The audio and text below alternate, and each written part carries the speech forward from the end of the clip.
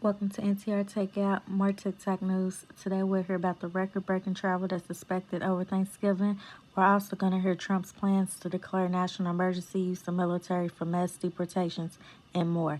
Please like the video, share if you like, and subscribe to the channel.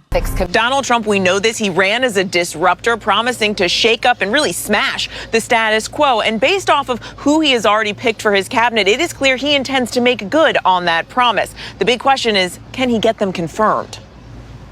President-elect Donald Trump Saturday at an Ultimate Fighting Championship event alongside controversial members of his new team, as Trump is gearing up for his own fight to get his cabinet picks confirmed. These are disruptors. They are. I think that's by design. Questions continue to grow over Trump's choice for defense secretary. Fox News host Pete Hegseth, his attorney, confirming Hegseth paid a woman who accused him of sexual assault in 2017 as part of a settlement agreement, though claiming the encounter was consensual. Trump was made aware of the incident shortly after he named Hegseth to the position and is standing by him. His team saying that Hegseth has vigorously denied any and all accusations and no charges were filed. We look forward to his confirmation. Hegseth is also under fire for some of his tattoos depicting religious symbols and phrases that fellow service members flagged to his superiors over concerns they're associated with white supremacists. Hegseth saying those concerns amount to anti-Christian bigotry,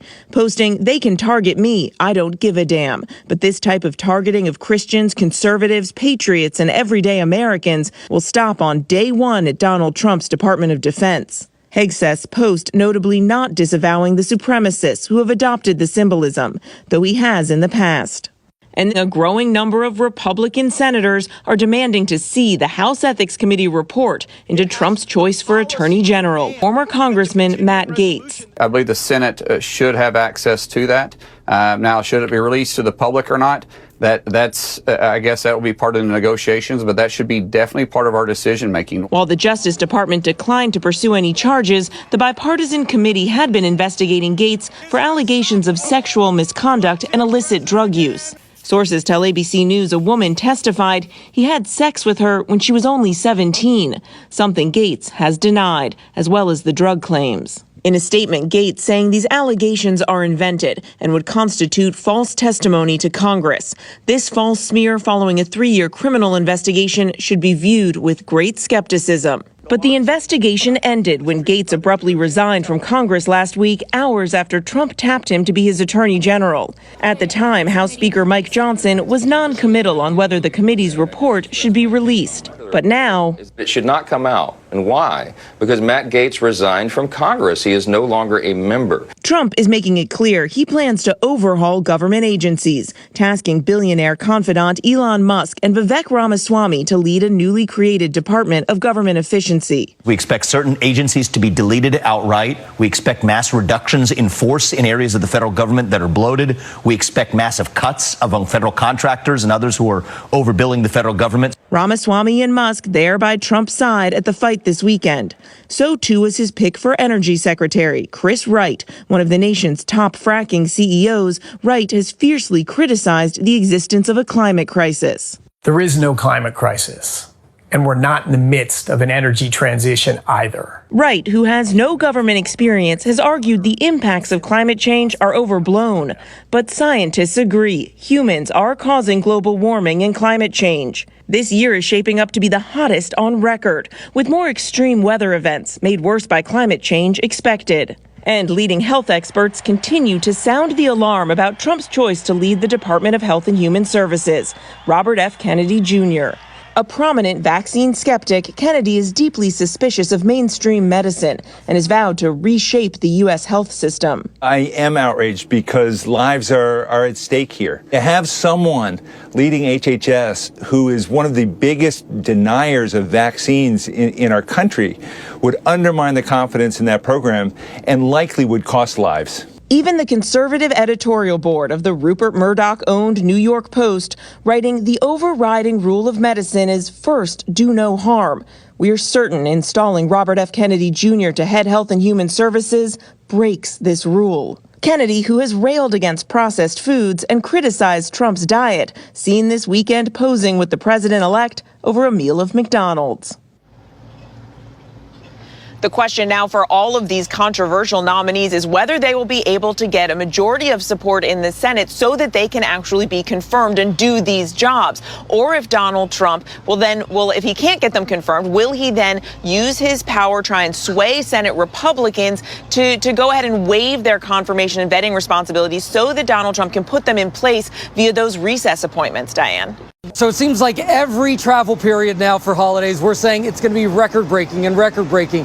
And the fact is that every single travel period happens to have more and more travelers each and every time. This next one is one of those, okay? So we're talking about Thanksgiving. Let's take a look at the numbers right now, because AAA is telling us that 79.9 million travelers will head 50 miles or more from home over the Thanksgiving holiday travel period. That marks an increase of 1.7 million more than last year, but 2 million more than 2019. So remember, 2019, that was before the pandemic. So you have a lot more travelers than before the pandemic. So it just seems like people want to get away and get away and get away. AAA expects 5.8 million people to fly over the holidays. So you're going to have very, very busy airports. Tonight, President-elect Trump confirming his plan to declare a national emergency when he takes office, and that he plans to use the U.S. military to assist in mass deportations. ABC's Mary Bruce in West Palm Beach, Florida tonight.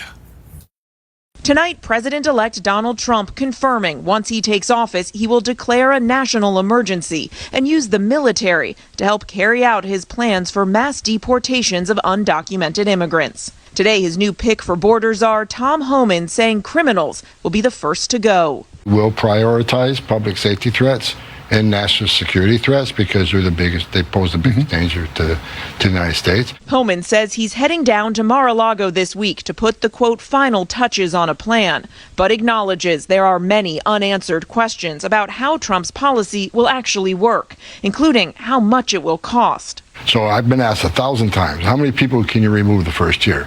Well, how many agents do I have? How many buses do I have? How much money do I have for airplanes, right? Can DOD assist? Because DOD can take it off our plate. So there's a lot of what ifs. I don't know what the current budget is right now. I don't have insight on what currently ICE and CBP has for budget. How much money can be reprogrammed? I can tell you this, President Trump's committed to doing whatever he can to get us the money we need. As Trump works to launch his top policy goal, he's also fighting to get his controversial cabinet choices confirmed. In addition to the firestorm surrounding his Attorney General pick, Matt Gaetz, there are growing questions about his choice for Defense Secretary, Fox News host Pete Hegseth. Hegseth's attorney now acknowledges he paid a financial settlement to a woman who accused him of sexual assault in 2017. Hegseth's lawyer says the encounter with the woman was actually consensual, but that Hegseth paid her anyway because he believed, quote, any public accusation would result in his immediate termination from Fox. Sources say Trump was only made aware of the incident after he had already named Hegseth to lead the Pentagon. And tonight, his team saying Hegseth has vigorously denied any and all accusations and no charges were filed. We look forward to his confirmation.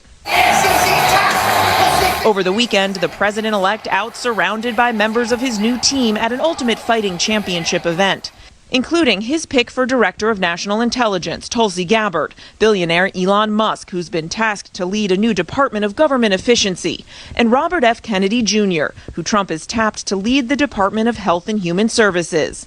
Kennedy, who has railed against processed foods and criticized Trump's diet, seen in this photo enjoying a meal of McDonald's on the plane with the president-elect. Leading health experts continue to sound the alarm about Kennedy and his deep skepticism of vaccinations. Today, Caroline Kennedy, daughter of former President John F. Kennedy, calling her cousin's stance dangerous. I think Bobby Kennedy's views on vaccines are dangerous, but I don't think that most Americans share them. So we'll just have to wait and see what happens.